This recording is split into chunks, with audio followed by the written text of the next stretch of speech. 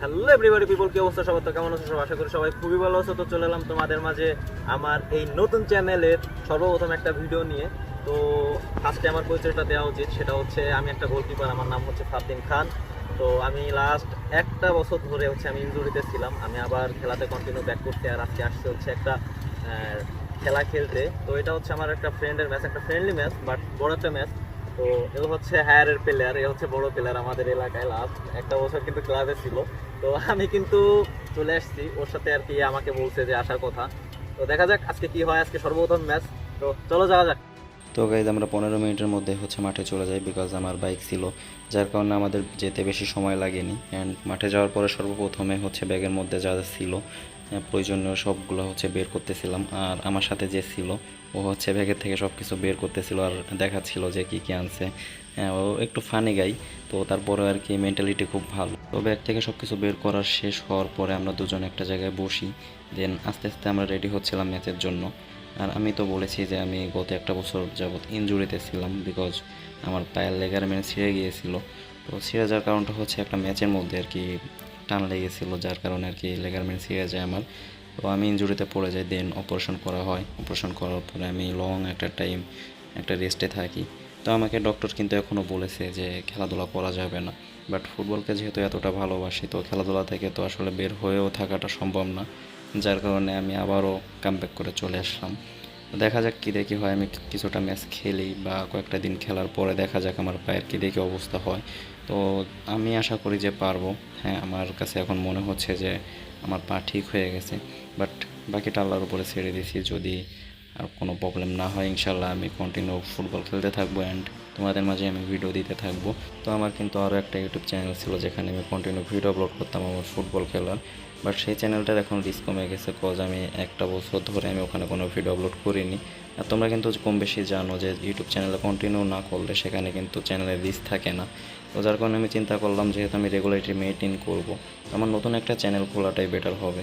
সে কারণে আমি নতুন একটা চ্যানেল খুলে ফেলছি। তো আশা করি তোমাদের সাপোর্ট আমি অবশ্যই পাবো। আমাদের রেডি হওয়ার মধ্যে দিয়ে চলে আসে অপোনেন্ট টিমের প্লেয়ার। তো তারা মাঠে আসার পরপরই প্রস্তুতি নেওয়ার জন্য মাঠের পশ্চিম প্রান্তে চলে যাচ্ছিল। তো আমরাও খুব দ্রুত রেডি হয়ে নিই। রেডি হওয়ার পরে আমরা একটু দৌড়াদৌড়ি করতেছিলাম, কিছু এক্সারসাইজ করতেছিলাম, কারণ ম্যাচ শুরু হওয়ার আগে কিন্তু অবশ্যই এক্সারসাইজটা জরুরি। তো এক্সারসাইজ করলে হয় কি যে শরীরে অনেকটা জায়গায় জ্যাম থাকে, জ্যামগুলো থাকে না। আর আমার তো এক্সারসাইজ করাটা খুবই জরুরি, কারণ আমি যেহেতু একটা বছর খেলি না, তো আমাকে তো শরীরের জ্যামটা ছাড়ানোর জন্য অবশ্যই একটু দৌড়াদৌড়ি বা যে কোনো এক্সারসাইজ হোক না কেন আমাকে ছোটোখাটো হলেও করতে হবে।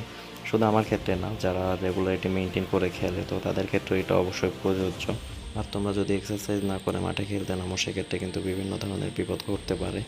আর তোমরা যদি এক্সারসাইজ করে নামো সেক্ষেত্রে কিন্তু বিপদের আশঙ্কাটা অনেকটাই কমে যাবে। তো অবশ্যই এক্সারসাইজ জরুরি। তো এক্সারসাইজ শেষ করে আমরা দুজনে মিলে একটু প্র্যাকটিস করতেছিলাম, অ্যান্ড প্র্যাকটিসের মধ্যে দিয়ে কিন্তু আমি আমার গ্লোভসটা পরে নিই। এরপরে আমি ওকে বলি যে তুই বলটা ধরে আমাদেরকে শ্যুট কর, আমি একটু গ্রিপ করার চেষ্টা করি। তো কয়েকটা বল আমি গ্রিপ করি, গ্রিপ করার পর আমার কাছে মনে হচ্ছে যে আমি পারবো। আর আমার ভিতরে যে আত্মবিশ্বাসটা ছিল আগে, সেটা কিন্তু আবার আমার মধ্যে চলে আসে। আর একটা কথা আছে না যে মেশিন জমা দিছি বলে কি ট্রেনিং ভুলে গেছি নাকি, তো আমার বিষয়টা কিন্তু হয়ে গেছে অনেকটা ওরকম। তো 20 মিনিট প্র্যাকটিস করার পরে কিন্তু আমি ম্যাচের জন্য পুরোপুরি ফিট হয়ে যাই, অ্যান্ড প্রস্তুতিও নিয়ে ফেলে আমি ম্যাচটা খেলার জন্য। তো লং টাইম পরে বুট পরে মাঠে নেমে দৌড়াদৌড়ি করার জন্য কিন্তু আমার পায়ের তালুতে খুব ব্যথা করতেছিল। তো আমি আমার পার্টনারকে বলি যে একটা ব্যান্ডেজ পেঁচিয়ে দিতে। তো ব্যান্ডেজটা পেঁচিয়ে দেওয়ার পরে কিন্তু আমার কাছে ঠিকঠাকই মনে হচ্ছিল, আর কোনো প্রবলেম মনে হচ্ছিল না। এরপরে রেফারি স্যারের পাশেতে আমরা সবাই মাঠের মাঝে যাই, অ্যান্ড আমাদের যে টিম লিডার সে অপোনেন্ট টিমের প্লেয়ারদেরকে বলতেছিল কেউ কেউকে যেতে আঘাত করে না খেলি, অ্যান্ড সিনিয়র কিছু বড় ভাই ছিল তারাও কিছু মোটিভেশনাল স্পিচ দিচ্ছিল।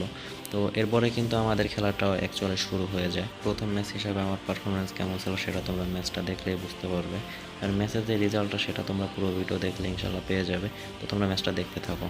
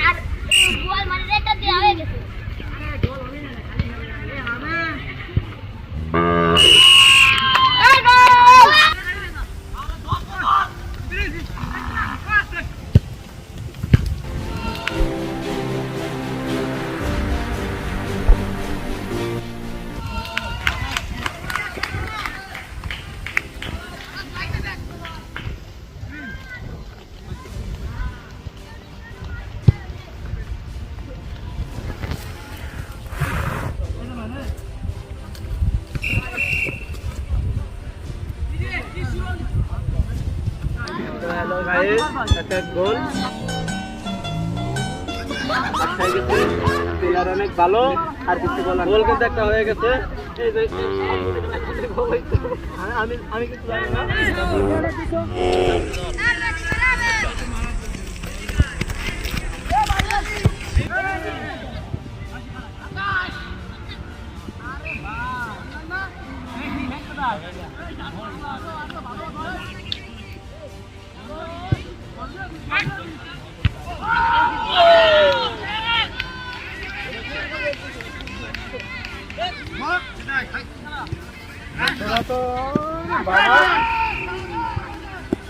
ड्रेस चेंज करो हैं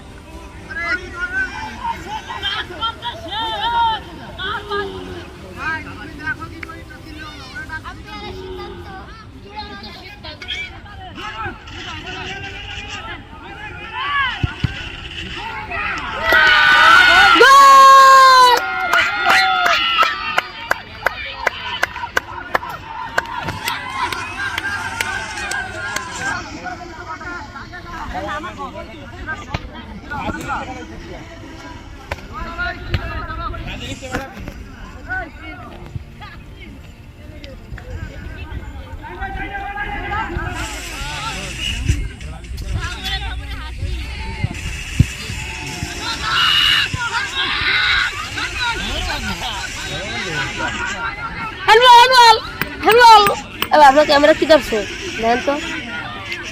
হ্যাঁ বড় বাচ্চা ভালো দাবি হল ভাই, ক্যামেরা দেন দি ভাই।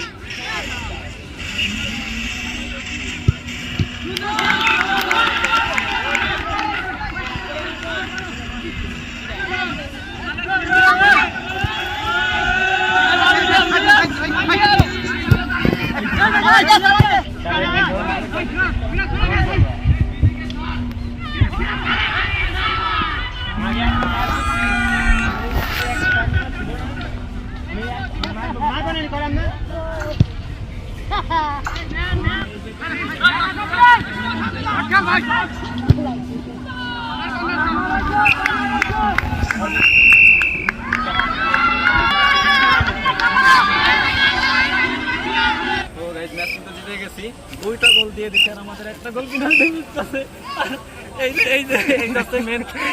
আমার বন্ধু, এর খেলা হচ্ছে আমি খেলতে আসছিলাম, বাট এই যে ইনজুরি প্লেয়ার, যাই হোক না কোনো ম্যাচ কিন্তু জিতে গেছি, কিন্তু আমাদের হচ্ছে একটা পেনাল্টি শুট আউট মিস হয়েছে। তো লেওড়া, সে হচ্ছে লেওড়া।